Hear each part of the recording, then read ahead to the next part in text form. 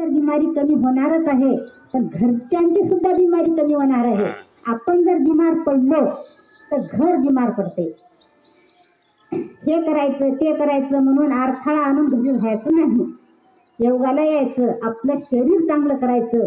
आपलं शरीर चांगलं तर आपण चांगले.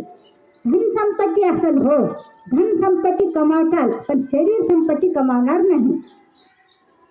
शरीर संपत्ती आहे तरच सगळं आहे. त्याच्यासाठी योगाला या. मला तर चांगलाच परिणाम झालेला आहे, पण सगळ्यालाच चांगला परिणाम व्हावा अशी आमची इच्छा आहे.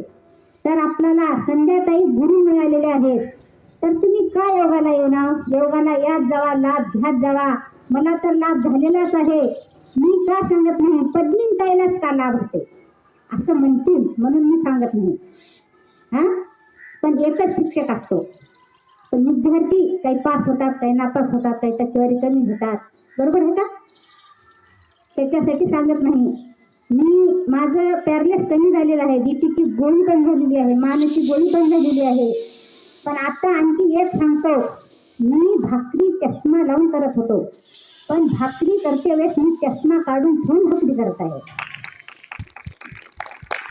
त्याच्यासाठी दररोज योगाला या, योग करा, आयुर्वेदिक घ्या, पतंजली घ्या,